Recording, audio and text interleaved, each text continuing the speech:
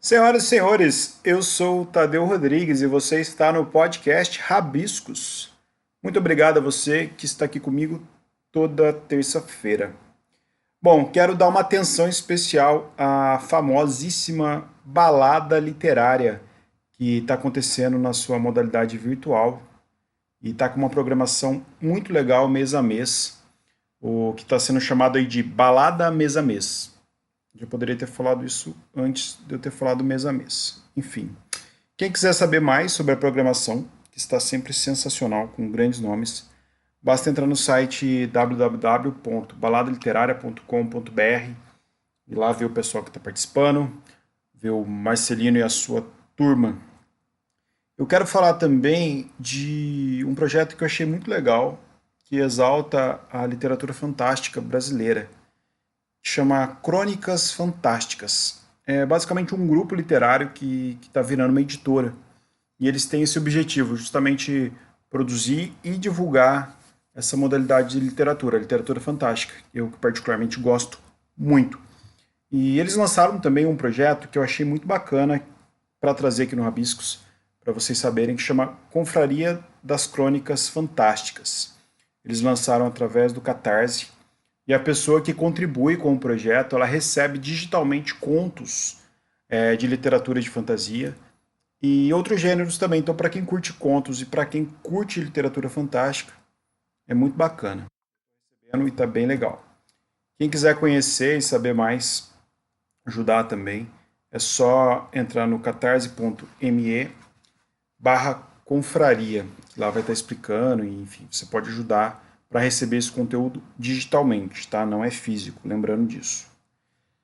Bom, sobre o episódio de hoje, para quem estava com saudade da minha querida amiga jornalista, excelente jornalista, que esteve dividindo a bancada do Rabiscos comigo por 2 anos, Jéssica Balbino, a hora é agora. A Jéssica apresentou comigo esse episódio, que foi o segundo episódio aprovado pela Lei Aldir Blanc, sendo o primeiro com o jornalista e economista Luiz Nassif, que também ficou incrível. Esse de hoje era para ser o segundo, mas eu inverti a ordem. Eu quero aproveitar o lançamento do livro do Chico Lopes, o Chico que já esteve aqui no Rabiscos, falando sobre literatura, sobre cinema também. Então eu decidi ouvir esse episódio primeiro. Então vocês vão perceber aí uma leve confusão na apresentação, quando a gente falar que é o segundo episódio com a Jéssica, sendo que na verdade é o primeiro que vocês estão ouvindo, mas é porque nós gravamos o do Luiz antes, beleza? Na verdade, esse está sendo o primeiro a ser postado. Então não me critiquem muito por essa pequena confusão nas nossas gravações. Quando eu gravei a cabeça com a Jéssica, era outra ordem, beleza? Isso vai influir nada no bom andamento do programa. E para que todos saibam, eu estipulei como regra que todas as vezes que a Jéssica vir apresentar o Rabiscos comigo, eu abrirei o episódio com o tradicional Olá, olá, olá, ok? Se vocês quiserem a volta do Olá, olá, olá, só me mandar uma mensagem. Sei porque que eu estou falando isso, enfim. Cada um gravou da sua casa também por conta da pandemia, então às vezes o áudio vai ficar um pouquinho de reverb, em especial o áudio da Jéssica, mas também não vai atrapalhar em nada aí o ser e estar audível do programa, que ficou bem legal. Para quem não conhece o Chico Lopes, o Chico é uma pessoa muito interessante. Ele já foi vencedor do prêmio Jabuti com o romance O Estranho no Corredor, que é o meu livro favorito dele. O Chico é pintor, é artista plástico, é poeta, romancista, escritor, enfim. Ano passado ele lançou o livro de contos que chama Parque dos Cães. Excelente livro. O Chico também é cinéfilo. Lançou também no ano passado um livro lindo, com fotos lindas, contando uma história linda, chamado De Leone a Tarantino, uma visão da trajetória e influência do faroeste Spaghetti. Ele escreveu em parceria com o Tirso Florenci de Biasi. Um livro que ficou muito legal, saiu pela Estância, pela editora Estância. E no começo deste ano, de 2021, Chico lançou o romance A Ponte no Nevoeiro, que foi editado pela Laranja Original. Inclusive eu estava no lançamento virtual aí na mesa, falando sobre essa obra, com pessoas incríveis. Nesse episódio especial com o Chico, a gente falou sobre esses lançamentos, em especial o romance O de Contos, e falamos também como que ele, escritor, artista plástico, pintor, passa seu tempo pandêmico em Poços de Caldas, no interior aí de Minas Gerais. O episódio ficou bem legal, espero que gostem. Lembrando então que esse episódio foi produzido com a Lei de Incentivo Aldir Blanc, só para eu não deixar de falar. Para dúvidas, sugestões, só me procurar no Instagram, Tadeu F. Rodrigues, ou no Instagram do podcast, Podcast Rabiscos, ou mandar e-mail para o tadeufrodrigues@gmail.com ou podcastrabiscos@gmail.com. Eu acho que eu não esqueci de falar mais nada. Vamos ao episódio. Até já.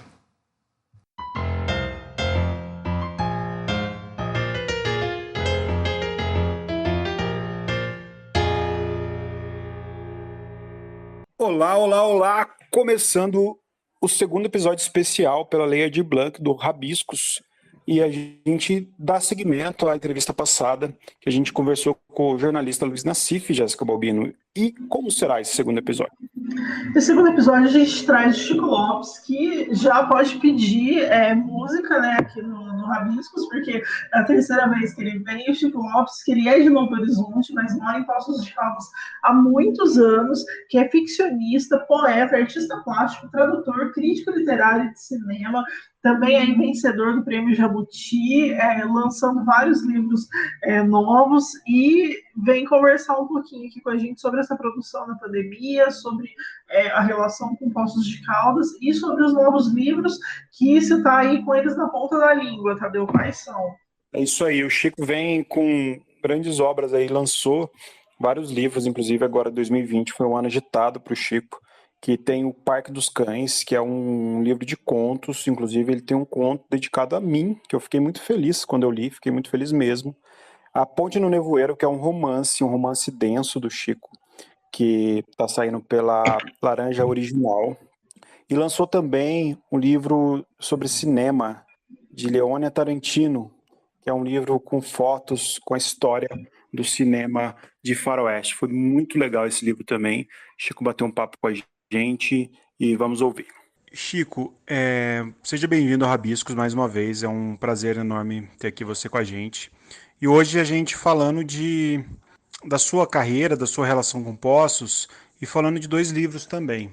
A Ponte no Nevoeiro e o livro Parque dos Cães, que é um livro de contos, que inclusive tem um conto dedicado a mim que eu fiquei muito feliz e muito honrado.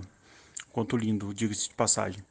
Como que está sendo, como que foi, como que está nesse movimento de lançar esses livros na pandemia e a sua produção? Queria que você falasse um pouco da produção dos livros, do lançamento nesse momento tão catastrófico que estamos vivendo. Parque dos Cães, onde eu fiz uma dedicatória para você com o conto do outro lado. Esse é o mais recente, saiu em dezembro agora. O próximo, esse que você se refere, a Ponte do Nevoeiro, vai ser no dia 4 de fevereiro, o lançamento em live pela Laranja Original, que é uma editora de São Paulo, que já havia publicado um livro meu, A Passagem Invisível, de contos. E aí eu propus que publicassem meu romance, que estava pronto há bastante tempo, e me tomou bastante tempo também, que é um romance muito extenso, A Ponte no Nevoeiro, é um romance ambicioso em termos de fôlego, né? Ele tem cerca de 340 páginas e é dividido em duas grandes partes, então esse livro me tomou mais tempo. E a Laranja Original resolveu publicar. Então, dia 4 de fevereiro ele vai estar sendo publicado. E 2020 foi um ano de muitas publicações para mim, porque também publiquei um livro em parceria com o Tirso Florencio de Biasi, um livro sobre cinema, chamado De Leone a Tarantino, analisando toda a influência do faroeste spaghetti, o faroeste italiano, que foi muito famoso nos anos 60 e deixou um rastro na história do cinema. Tudo isso eu fiz no ano de 2020. Oi, Chico, bem-vindo. Que bom, uma satisfação imensa ter você de novo aqui no Rabiscos. A gente é sempre fã, estamos sempre acompanhando em tudo que você tem feito. E eu fiquei muito feliz, na verdade, achei que você produziu bastante em 2020. Aí eu queria te ouvir um pouco se isso é um reflexo da pandemia ou se isso já vinha sendo. Enfim, já estava nos planos, já era uma coisa que você imaginava que aconteceria em 2020. Como é que tem sido esses lançamentos virtuais para você? né, que para a gente é um choque ter que fazer isso, assim, eu estou protelando, inclusive, fazer um livro, porque eu não queria fazer um lançamento virtual, eu queria circular e tal, estar com as pessoas, sei que tem uma perda, né, mas também tem um conforto, que você faz de casa, enfim, queria te ouvir um pouco em relação a isso, né, porque a gente está aqui hoje no edital que é da Lei Aldir Blanc, que é uma proposta para artistas, enfim, durante a pandemia. Então, eu queria te ouvir um pouco sobre isso, assim, sobre como que tem sido isso para você, como é que a pandemia tem batido por aí. Jéssica, você falou aí de um ano de pandemia e que coincidiu para mim de ser o ano em que eu mais publiquei livros na minha vida. Possivelmente a pandemia, por ter isolado a gente socialmente, fez com que a gente tivesse mais tempo para se dedicar aos livros. E eu não sou apenas escritor, sou também pintor. Então o tempo que eu tenho hoje em dia também é mais largo devido ao fato de eu estar aposentado desde os 65 anos. Então, Jéssica, eu acho que a pandemia, nesse sentido, coincidiu também esse isolamento social com todos esses fatores, a aposentadoria, o fato de eu poder ter mais tempo para me dedicar a essas coisas e tudo isso fez com que eu produzisse mais. Então foi um ano produtivo para mim. Acredito eu que até muitos escritores devem achar isso difícil, porque a pandemia quebrou os elos que a gente tinha com a sociedade, a sociedade com a tribo literária, né? Com a turma, na verdade. E a turma é muito importante porque dá opiniões, a gente troca ideias, sugere um ao outro lançamentos diferentes, a gente fala de livros e tudo isso é muito importante. Mas isso passou a ser estritamente virtual. Então, na verdade, a pandemia criou uma espécie de solidão, uma solidão comunicativa, porque todo mundo desesperado desandou a mandar e-mails para cá e para lá, e Facebook, Messenger, e WhatsApp e tudo, e todos os meios de comunicação do momento entraram em ação. Então, a pandemia, na verdade, tem esse lado, ela permitiu um isolamento que também pode ser, sob certos aspectos, favorável à criação. Então, temos que ver o lado bom disso tudo, embora seja muito difícil ver o lado bom numa época tão catastrófica, não é mesmo? Enfim, é o que eu acho, viu, Jéssica? Inclusive, esse de Leone Tarantino ficou lindo também, uma edição linda. Eu adorei e passei a conhecer um universo totalmente novo para mim. Assim. Foi muito legal experimentar e ter essa experiência literária. Chico, você fala da Ponte no Nevoeiro como o seu livro mais ambicioso. Eu estou lendo ele, eu vou ter o prazer de dividir minhas opiniões com você na live de lançamento, dia 4 de fevereiro. Queria que você falasse um pouco desse livro, um pouco da composição dele. De fato, é um livro um pouco diferente, em alguns pontos em relação às suas outras obras, que eu sou fã, sou leitor, né, então eu consigo sentir a forma narrativa um pouco diferente. Queria que você falasse um pouco da Ponte do Nevoeiro, como que foi essa elaboração, como que está sendo essa elaboração de lançamento, como que foi a composição do livro e por que que você acha que ele é o livro mais ambicioso seu? Oi, Tadeu, na questão da Ponte no Nevoeiro, eu acho curioso que eu disse, e você notou que é um livro diferente da minha obra, você já conhece alguns outros livros meus, já leu e a gente já teve a oportunidade de comentar. Então, A Ponte no Nevoeiro, de fato, sai um pouco daquele meu gênero de romance, que O Estranho no Corredor marcou bastante. Mas eu acho que A Ponte no Nevoeiro nasceu de uma maneira estranha, de um sonho que eu tive com uma ponte, que eu não sei onde está, mas que deveria estar, segundo o sonho, na fronteira do Brasil com algum país ali, tipo Uruguai ou Argentina. E nesse sonho eu estava falando castelhano com a maior fluência, conversando com alguém que eu não sei quem era também. Coisas de sonho. E é curioso que esse sonho ficou na minha cabeça. Na ocasião eu estava morando em Brotas, até conversando com a Vitória, eu disse, olha, esse sonho é marcante. E comecei, a partir daí, imaginei um personagem latino-americano que seria pai de um garoto brasileiro que não chegou a conhecê-lo. E isso tudo foi montando uma espécie de trama muito rocambolesca, enorme, cheia de detalhes, e eu comecei a trabalhar já pensando num livro que não seria curto. E é por isso que eu digo que é meu livro mais ambicioso, porque ele é abrangente, ele cobre toda a vida de uma cidade pequena através de 2 ou 3, na verdade 3 amigos, e eu mostro a cidade dos pontos de vista deles, eu mostro o que acontece com cada um deles e as histórias vão confluindo. Então, na verdade, eu achei que ficou um livro um pouco mais complexo. Por outro lado, eu procurei tornar ele mais simples, exatamente por ter toda essa abrangência. E pela primeira vez também eu abordei a política. Tem a figura de um político chamado Donato Rocha, que é um canalha típico da política brasileira, que eu queria pintá-lo assim mesmo, e descrevê-lo com bastante realismo, e esse político, afinal, tem uma importância grande na vida de um dos personagens, porque ele contrata esse personagem que tem pretensões à escritora a trabalhar no jornal dele. E por aí foi. Como se trata de uma história muito longa, acredito que eu tivesse que trabalhar de outra maneira, porque na verdade eu venho dos contos e o romance. O Estranho no Corredor, que me deu um prêmio Jabuti, era um romance curto, não tinha a mesma extensão do A Ponte no Nevoeiro. Por isso, eu acho que A Ponte no Nevoeiro representa um desafio, uma coisa diferente na minha carreira. Acredito eu que, tendo dividido o livro em 2 partes, eu tenha procedido corretamente para não cansar o leitor e para fazer com que as histórias se desdobrassem e que de cada vez elas fossem mais interessantes. Porque para mim o importante é essa fluência e essa capacidade de captar o interesse do leitor. Mas eu acho que o livro, até onde pude julgar eu mesmo, e nisso eu sou suspeito, que eu sou o autor, foi bem sucedido. Espero que o pessoal goste. Você até aqui parece ter gostado do que leu, então eu fico satisfeito que você vai estar presente também na reunião que vai debater o livro no dia 4 de fevereiro, no lançamento que vai acontecer em São Paulo pela editora Laranja Original. Vamos estar todos lá e vamos conversar bastante sobre esse livro ambicioso, né? Ambicioso sim.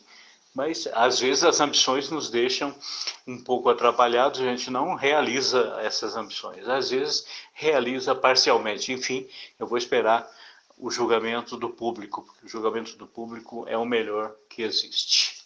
Chico, eu já estou curiosa por esse lançamento e para ler o livro, porque você já jogou aí vários spoilers e quero saber. E agora eu queria te perguntar para além agora, né? A gente está em 2021, você tem esse lançamento agora em fevereiro, claro que é um livro que vai ser trabalhado, mas você tem vindo aí de uma toada bastante produtiva, né? Você lançou, salvo engano, um livro em 2018, 2 ou 3 em 2019 e esses vários em 2020. Para 2021 você já está escrevendo alguma coisa? Creio que vai continuar, né, aí com as pinturas, com os quadros. Mas como é que vem, assim, o que a gente pode aguardar aí para além do lançamento do livro que vai ser trabalhado? Oi, Jéssica. Na verdade, acredito que essa produtividade toda deve continuar, porque eu costumo dizer que escrever é mais ou menos o escritor. Vamos descrever o escritor de uma maneira muito simples. O escritor é tiririca. Ele renasce sempre. Você pode cortar aquela grama chamada tiririca quantas vezes você quiser. E ela renasce, ela renasce. A vontade de escrever sempre renasce. Quando você termina um ciclo, acabou de lançar um livro, você já está pensando em outro, de certa maneira. Até porque os livros, depois de publicados, eles deixam assim no ar uma espécie de vazio, né? uma sensação de insuficiência. Tipo assim, eu preciso continuar, eu preciso dizer coisas que eu não disse nesse livro. Mas em 2021 eu estou pensando em talvez escrever um livro de crônicas que eu venho pensando em publicar há muitos anos. Venho devagarinho e não tenho pressa. Na verdade, eu aprendi com o tempo a não ter pressa de publicação. Acontece que todas essas coisas que vêm acontecendo comigo são assim até imprevisíveis, porque são livros demais, de certa maneira. Há um excesso, há uma espécie de limite já. São 18 livros publicados, 18 livros próprios. Se eu contar as traduções, já dá 50, porque são 38 traduções que eu fiz. as traduções equivalem a fazer um livro, né? Um livro em português de um livro tirado de inglês. Então, na verdade, eu venho escrevendo nesses anos todos com muita fertilidade. A palavra talvez seja essa fertilidade. É a fertilidade da tiririca, que eu te disse que renasce sempre. É uma espécie de compulsão a ficar escrevendo, a ficar pensando. Eu, na verdade, não penso, eu escrevo mais do que penso. Quando eu penso, quero pensar com clareza, eu já estou escrevendo, porque, na verdade, escrever, para mim, é uma espécie de pôr ordem, de dar clareza àquilo que eu estou sentindo e clareza àquilo que eu estou pensando. Escrever, para mim, realmente é um exercício fundamental. Então, é difícil dizer que eu vou deixar de lado a atividade de escritor. Talvez publicar é que seja um pouco menor a partir de agora, mas escrever vai ser sempre uma coisa muito presente na minha vida. Para 2021, como você perguntou aí, eu não tenho exatamente a perspectiva de publicação nenhuma, mas sei que eu vou estar escrevendo, isso sim.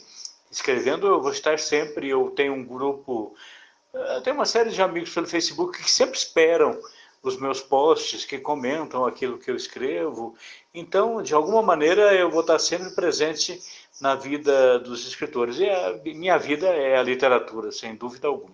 Você sempre foi um observador muito latente da vida urbana, da vida provinciana, da vida de interior, né? A gente vê muitos traços seu nas histórias que você usa esse seu poder de observação de cidade pequena, ao mesmo tempo de cidade coronelista. Você ficou muito tempo em Novo Horizonte, é a sua cidade natal. Você já está há um tempo em Poços de Caldas e a gente tenta fazer sempre uma relação com o espaço de criação do artista também, do criador, né? Como que é a sua relação hoje com essas observações? Como que as cidades influenciam e os povos, né?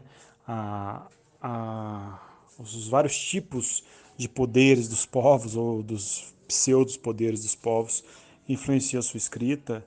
E como que você lê a cidade hoje, falando de Poços de Caldas, né, que é um dos temas aqui do nosso podcast, pela Lei Aldir Blanc, a gente vincula a nossa apresentação à cidade de Poços de Caldas. Como que você vê esse cenário?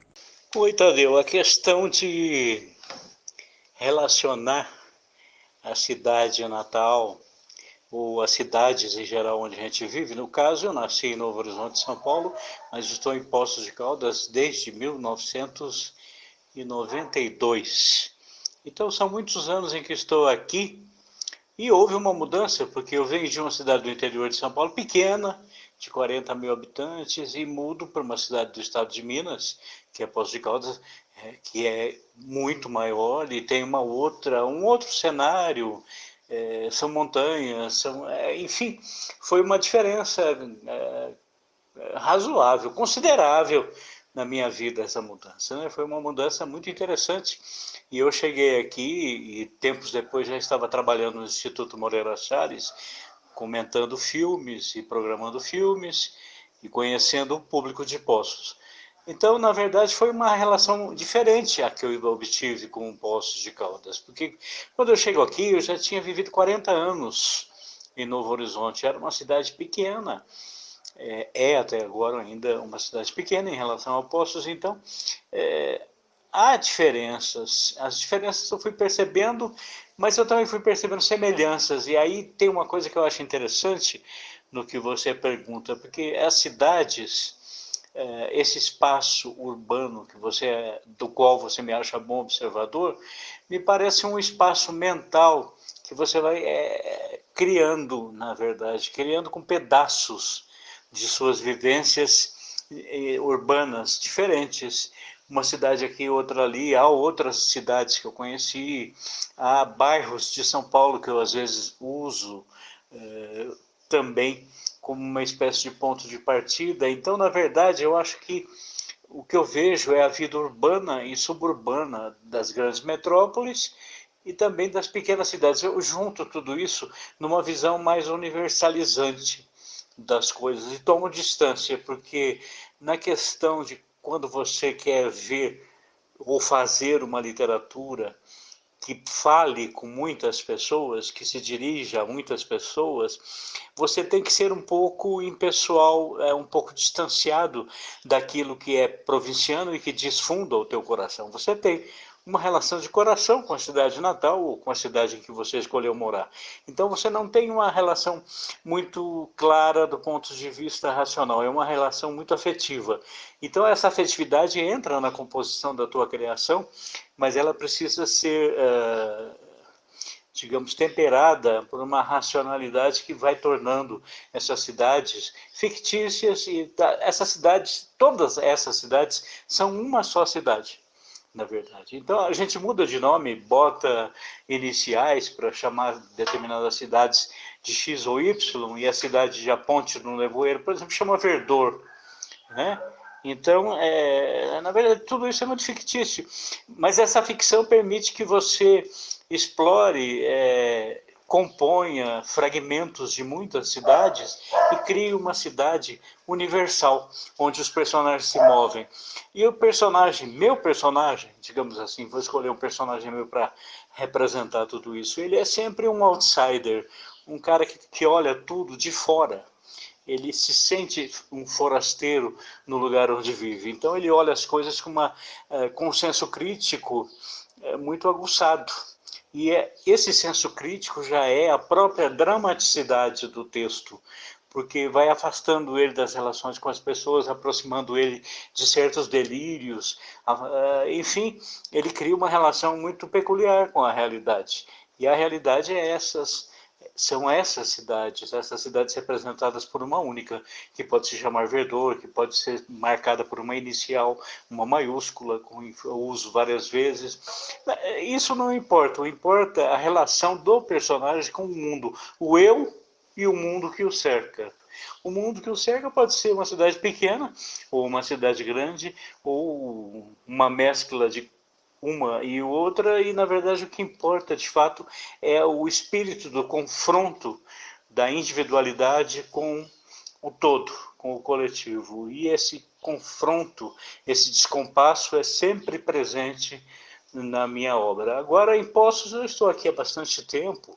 Como eu disse, eu cheguei aqui em 1992, trabalhei durante muitos anos no Instituto Moreira Salles, trabalhei também no Jornal Mantiqueira, e fui conhecendo as pessoas aos poucos, e elegendo meus amigos, tornando algumas muito próximas a mim, e outras nem tanto, mas de qualquer maneira, as coisas foram acontecendo, e eu vendo a cidade. Eu vejo a cidade como uma cidade muito bonita, muito agradável, muito amena, mas de alguma maneira meu espaço mental, meu espaço literário é muito ocupado por outras preocupações. Eu não quero me identificar como autor de uma única, como se fosse representante oficial de uma cidade. Né? Essa cidade pode ser ou Novo Horizonte, ou Poços, ou qualquer outra. Eu procuro a universalidade. Para mim, o importante da literatura é que ela consiga atingir a universalidade usando aquilo que o escritor tem. O escritor é uma pessoa comum que mora em determinado lugar, que paga impostos, que tem seu título eleitoral, enfim, ele é um cidadão fútil, cotidiano e tributável, como chamava o Fernando Pessoa, dizia. A gente é isso, mas de alguma maneira a gente transcende isso ao escrever. A literatura tem que ter uma espécie de transpessoalidade. Então a gente tem que investir nisso para não ser aquele escritor que vai ser sempre conhecido apenas nos limites paroquiais ou nos limites regionais. O importante é atingir a universalidade. Para mim, isso é um princípio que eu procuro seguir fielmente o tempo todo. Chico, é sempre muito bom falar com você, é sempre muito bom te ouvir, é sempre uma aula de literatura, uma aula de arte, uma aula de produção. Fico muito feliz, o Rabisco sempre cresce quando você vem aqui. Chico, para a gente encerrar, a gente tem um quadro que você já conhece na sua estante, onde a gente pede para o nosso convidado indicar algum livro que esteja lendo, ou indicar alguma obra que lembre, que marque, que queira mostrar para os ouvintes. E é isso, muito obrigado. Queria pedir para você deixar a sua obra e a gente se encontra numa próxima oportunidade.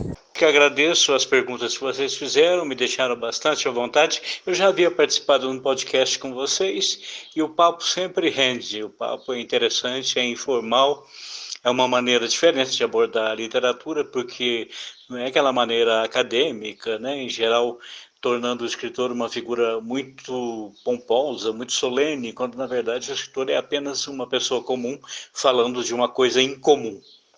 A coisa em comum é a literatura, que é muito mais importante, às vezes, do que a própria figura do escritor. Ela transcende aquilo que o escritor é enquanto pessoa. Então, agradeço as perguntas que vocês fazem, e espero ter respondido à altura, e vou dizer o seguinte, eu leio muito, eu leio o tempo todo, eu nasci lendo, acredito, eu já nasci com um livro do lado. E não há dia na minha vida que eu não esteja lendo. E leio muitos autores, muito diferentes, na verdade, e na verdade sou um leitor também bastante eclético. Ultimamente eu tenho lido Ismail Qadaré, que é um escritor albanês que me impressionou bastante.